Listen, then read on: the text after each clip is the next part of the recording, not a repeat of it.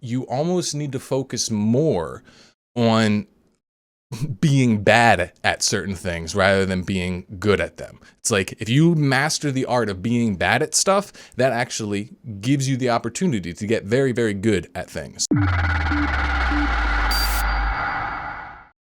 Here's the thing, like I like to approach self-development from a counterintuitive sort of way. I like to think about things from all different kind of angles. And I feel like often the big blocks are not so much that something's so hard or confusing, it's just that we're not approaching it from the right way. And let's apply this to something so general as trying to be good at something, trying to raise your status and competence in an area, okay? I think everybody, when they think about trying to get better at something, everybody's got stuff they want to get better at. But I think the way that we tend to think about it is, all right, let's just focus on that thing we want to get good at, and then we can get good at it. And it seems like, yeah, sure, of course that would work. But I don't think it does. And I think this is the reason why only a few people ever really reach a high level of achievement, in certain areas. I think it's not common for someone to gain mastery in something. I think a lot of people go without ever scratching the surface of their real potential. And as I've gotten better at things, the big thing that I realized was that you almost need to focus more on being bad at certain things rather than being good at them. It's like if you master the art of being bad at stuff, that actually gives you the opportunity to get very, very good at things. So let me explain what I mean, all right? First reason would be that whenever you start something new, for the most part, you're going to be bad at it, okay? And if your goal is if all you can think of is getting good at something, then starting any new endeavor seems so painful. It seems so hard. And, unless you're one of those very gifted people that manages to be a savant from the beginning, that's just not going to be your case. And we have this whole idea that, being bad at something is bad. But it's not. It just means you're bad at the thing. It doesn't mean you're bad, right?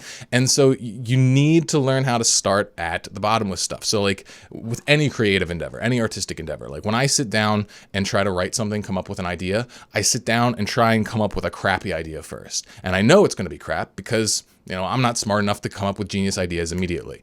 And so I start with something crap, and then it goes through this drafting process. And oftentimes it'll go through a million different drafts until it becomes something that I might actually be a little bit proud of. And just look at this YouTube channel. You can go back to my old videos, and some of them are pretty cringy. Some of them are all right, but it's like, you got to start and be comfortable with being bad in order to get good. And so learn how to love that. Learn how to enter in from this phase of oh crap, yeah, I'm not great. And once you can own that fact and you can really master that, well, you open the door for yourself to get really good at something. But the other part, which I think is even a little more interesting about learning how to be bad, is that achieving high performance in any area takes a lot of time, energy, and effort, right? Absolutely. It absolutely does. And because of that, you are mandatorily limited in the number of things that you can truly be excellent at. Because if you're going to be really wonderful at one thing, then you're just not going to be great at everything else. It's just, the way the world works. So here's a really stupid example from my own life that maybe you can relate to, but it's one that I can't even tell you how much it's hung me up. Okay, so you guys, if you follow me, you know that I really like video games. I've always loved video games. They've been a huge part of my life, a part of my upbringing, part of my family, part of just, they just played a big role. And specifically for me, competitive video games. I always loved the shooters where I could test my mettle against other people and, try and be awesome and that sort of stuff. And I was pretty good. I've been top of the leaderboards and felt that rush of status and that sort of thing. But in order to stay at the top, it takes a lot of time. Takes a lot of effort. You got to show up every day and put in the hours. You got to grind. Even if you've got a backlog of talent, you're not going to be able to stay at the top unless you're really putting in the time. And so for me, in order to get better at my business, in order to get better at my life and the things that matter more to me than video games, I had to learn how to be good at being bad at video games. I had to learn how to swallow that and recognize, wow, if I'm really going to be the person that I want to be, I can't be a superstar at video games. And for some reason, that was really hard for me to let go of. But once I really started to see this, it started to set me free. And I realized, okay, well, there's a lot of other stuff that I can't be amazing at. I can't be amazing at weightlifting. Okay, that's one other area. It's like I only want to put 3 to 4 hours of time in at the gym a week. Not much more than that. And maybe some walks here and there. And I don't really want to think about my nutrition. I don't want to have to track all my stuff. I don't want to have to like be super strict and put a lot of effort into that. And so I realized I had to come to terms with the fact that I was never going to be a truly exceptional athlete. You know, even though I've got a decent amount of potential and, you know, I was been pretty strong and fit and I'm happy with the way I look, but I realized I had to let go at not being a fitness phenom, you know, and comparing myself to, you know, much more serious athletes and that sort of stuff. And that was something that I definitely struggled with. But once I started to own it, I started to look at it as like, yeah, I'm not that good. And I'm not that good on purpose because I want to get really good at this other stuff. I just need to have more time and energy for these other things that I can't be putting into the gym. So, you know, this is big stuff, and it expands kind of to all areas of life. Like if you want to be a good family man, you're not going to be the party animal of the year. Just not going to work. You know, if you want to have a thriving monogamous relationship, well, you're not going to be able to be, you know, an apex pickup artist. It's just, you know, you got trade-offs you need to make, and it can be tough. It can be really tough. And in fact, like, that's the thing that gets in the way, the toughness of this. And so I want to break that down. What is it that's actually hard? I think what it comes down to is two things. There are two kind of negative emotions that end up blocking someone. And they're connected, but I would say they're distinct. So one is what I'm currently calling the death sensation. All right.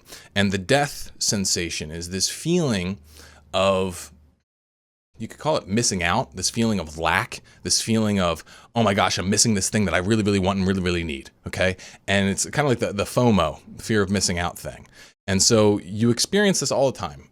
So one place that people I work with experience a lot is around sexual triggers. You know, they see a woman that's really attractive walk by, and all of a sudden they have this fear of missing out. It's like because they're not hooking up or getting attention from that woman, they feel, I'm not okay. Things aren't all right. I'm not all right. I can't relax. And then so they need to go like jerk off to porn and that sort of thing. And, you know, that's a whole problem. But this loss sensation, it's a really big obstacle. This is what kept me in part from letting go of video games, you know, for a long time, or at least letting go of them in a way that was not serving me.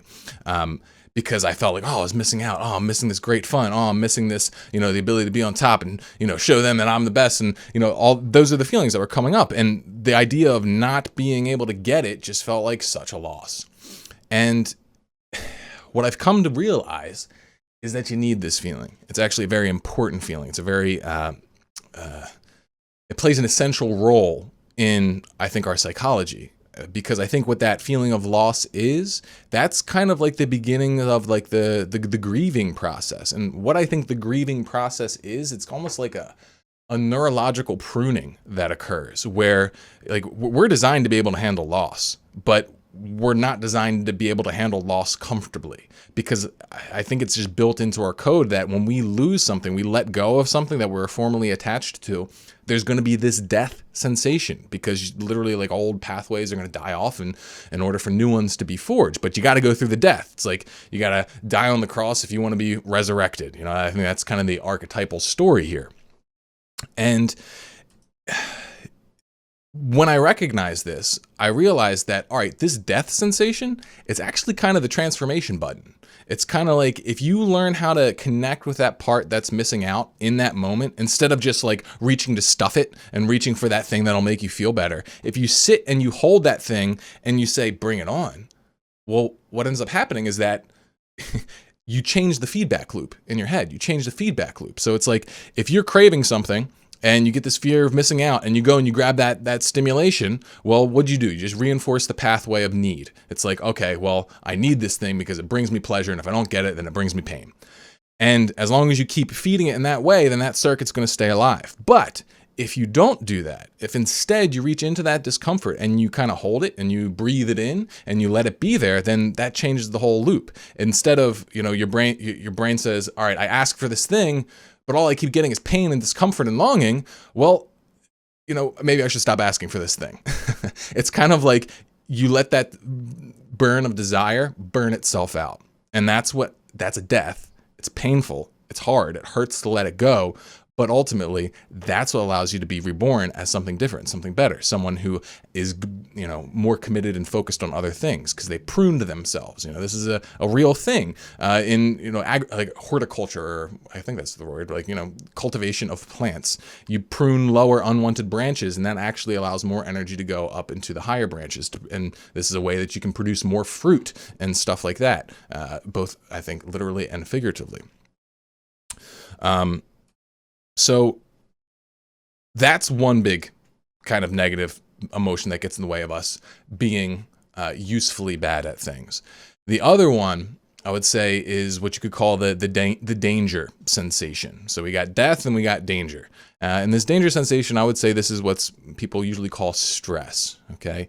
And this is where you feel like, you are in danger. You feel like something is at stake, like you're not quite safe. Okay. And this is what happens when you put yourself out into a position where you're uncertain, where there is a potential where something could go wrong and you might not feel good about it. So I'm feeling this personally. Like, I've decided to try and do 3 streams a week. I don't know if I can keep this up. I have no idea. This is like way more output than I have had in years and years and years. So like me deciding to do this triggers this danger sensation. It's like, oh crap, well, what if I put out only crap? What if I can't really show up? What if, I just make a fool of myself? Like, what if I show up and, I just trip over my words and it's live and everybody can see it and make fun of me and that kind of stuff. So there's this fear that comes up, and it's can be rough to deal with.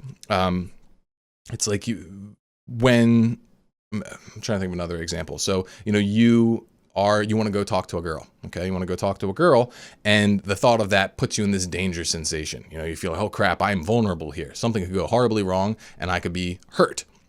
And so this one is also equally as important, because I think what this does is it gives you energy. And I've talked about this before, and it's a very important kind of energy. It gives you the ability to really push yourself, okay? Because you're not going to really go all out if you're comfortable, okay? You need to have that feeling of threat. And I talked about this in my video, how positivity may be castrating you. And I think it's so important to recognize this, that learning how to reach into this stress jar and use it to power you is the key to unleashing so much of your potential. And so, between these two things, this death sensation and this danger sensation, they're like that negative electrode that I've talked about. It's like, this is where you can go to unlock a whole new level of power. And ultimately, it's this side that gets neglected.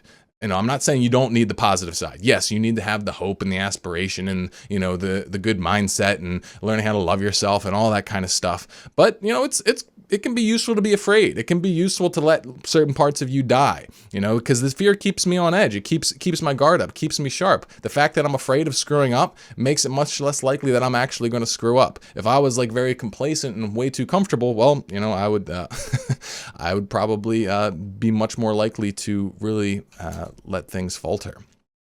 So I guess the big takeaway then, if you are following with me so far and you're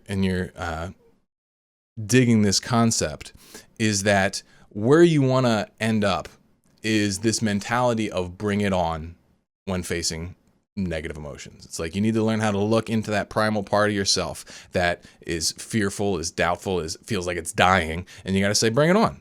Tell me what you got. Show me what you got. So it's like when I got fear and anxiety coursing through me because of something I'm trying to do, I say, well, talk to me. What are you fearful and anxious about? And a lot of times, It's just stuff I already know. It's just BS. It's just not even that useful. It's just like, oh, well, I'm worried. It's like, is that all you got? Really? That's all you got? Well, shut up. I get it. I know you're doing your job. You're doing your job. You're trying to help me out. You're trying to keep me aware of danger and that kind of stuff. And you're doing it great, but you don't have anything for me.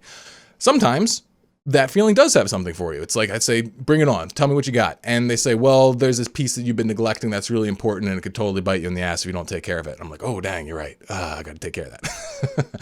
So it's like, this learning how to communicate with these negative emotions is, I think, the key to, finding your balance and ultimately living at your edge, finding your peace and all that kind of stuff. So that's my thoughts on this stuff. Hopefully you found that useful. Let me know what you guys think. My big question for you guys is, where do you need to decide to be bad at something? Where are you attached to something that you need to let die? I'm curious about that because, I shared my stuff with you. I want to know, where do you guys need to get bad or worse at something so that you can get better in another area?